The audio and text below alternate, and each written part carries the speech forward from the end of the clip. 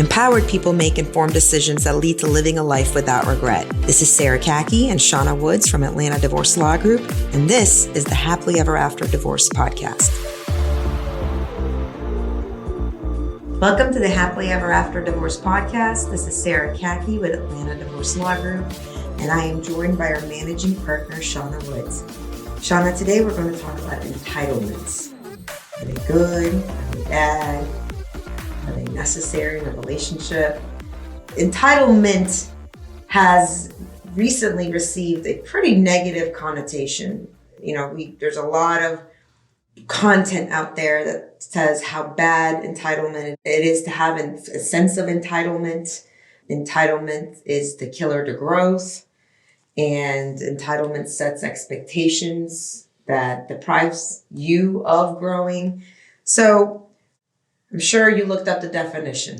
I looked up a couple of definitions. All right. So hit me with it. So, and it's interesting because I have almost a visceral reaction to the word entitled. I feel a certain way I do about too. It bothers me. It does. And the definition of an entitled person that I received was believing oneself to be inherently deserving of a privilege or special treatment. It still bugs me. Well, yeah, that's not a great definition. No. So I went a little bit further. And there was another one that said people that should get what they want because of who they are. All right, let's break that down. Okay. Because I'm still having that reaction. I'm still having a negative not reaction. Liking it. Not liking the idea of entitled.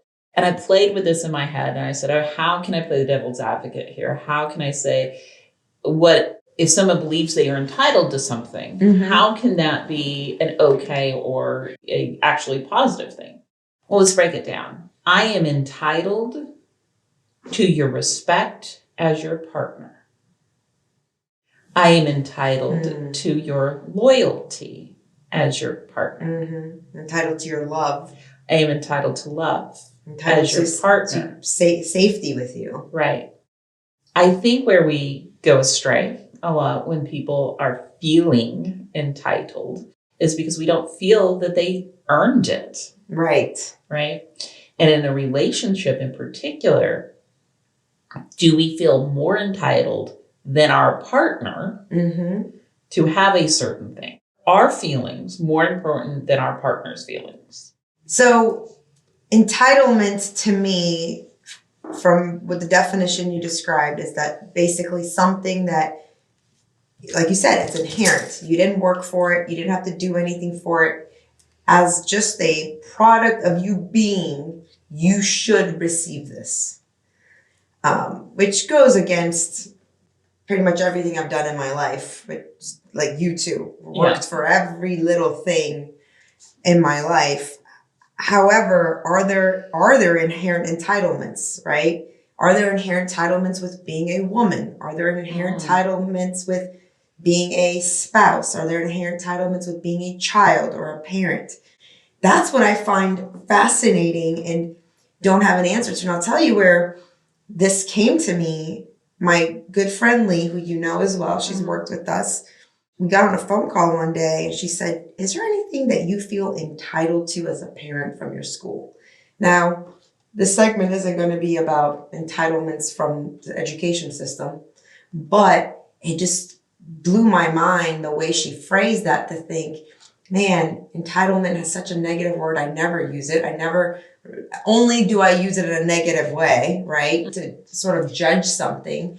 But I was like, whoa, are there actually things that we should feel entitled to? Am I entitled to receiving love from my parents just because I was born to them? I think the connotation is what we both struggle with. Right. Right. That entitlement that you didn't earn it. Right. That you are, how did you earn it? By being born? Were you entitled to their love by simply being born? But when you put it that way, by simply being born, are you entitled to love from your parents? And in that aspect, I think yes. I think so too. You are entitled because the very virtue of just being here, that they brought you into this world. You didn't do anything to earn that. But most of the time when we're thinking about what we should receive even from the school situation. If you're in public education, you're paying into the school system and you're expecting to receive something back. So is that an entitlement or is that a right? Is that an expectation? Right?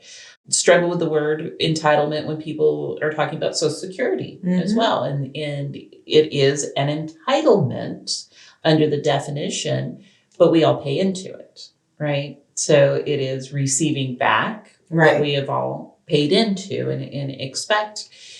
I think that the word entitlement is such a connotation because it puts one person above the other person. Well, I think my problem with it is that there's something you need in your life, and if you're feeling entitled to it, and if you're not receiving it, what do you do about it? Yeah. And I worry that the word entitlement just makes you sort of have that toddler mentality of that's just not fair, right? And so my concern is if somebody isn't receiving love in their marriage or doesn't have a good relationship with their parents or doesn't feel safe in a relationship but feels entitled to it, are they not going to do the work necessary to achieve those things because of that sense of entitlement? I feel like entitlement has a state of stuckness to it. You get stuck in this mindset of I'm entitled, I didn't get it, so now I'm upset about it. And then you're stuck. I agree, because I think the very term, what it brings up in most people and what we're seeing in ourselves is that just by essence of standing here, being here, I'm entitled to it. Right. It should come to me just by the virtue of me being. I like the word deserve more. Right. Because deserving, yeah. I am deserving of love. I am deserving of respect. That word has a connotation to me that seems to be more of I earned it. I have been with you through thick and thin. I have given you my love. I have been loving. I deserve your love and respond. I have supported you. I have supported your dreams, your finances, whatever it is. I am deserving of your respect. So in your scenario, the only entitlement I feel that is actually a legit one is the virtue of the child being born. Yeah. And, again, we could go very, very deep into metaphysical, philosophical argument. Some would say the child did do something to get born.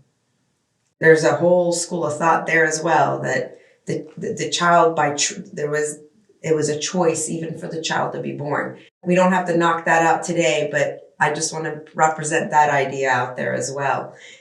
So I had a thought as to sort of create an anecdote to this entitlement, which is standards. Oh. Right? This is my standards in a relationship. This is my standards in a marriage. This is my standards in a friendship. And standard means more of attaining something.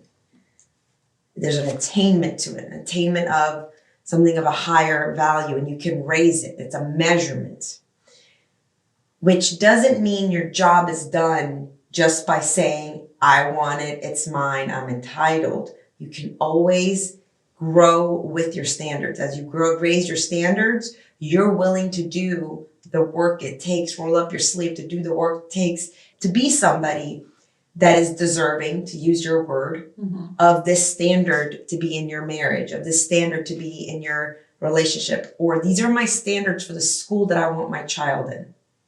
That to me has a much more creative part for you to play a role in and continuously grow with your standards versus a state of this is what I'm entitled to, no more, no less.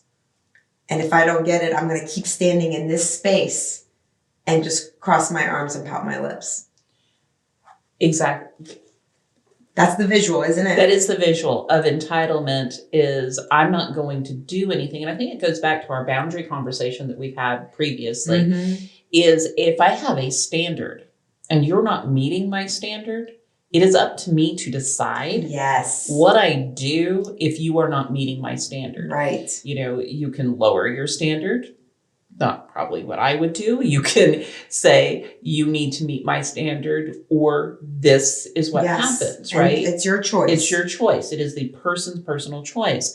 But you're right. When you say entitled, I'm entitled. I just say, somebody's stamping their foot, give me, give me, give me, Mm-hmm. without taking the ownership of deciding what to do if they don't get it in a personal way. Not in an attacking way, but in a personal way. Okay, you're not meeting my standard. I now have a choice. Leave, stay, right? I love that. Thank you, Shawna. Thank you. Thanks for listening to the Happily Ever After Divorce podcast. If you'd like to learn more, go to atlantadivorcelawgroup.com/resources.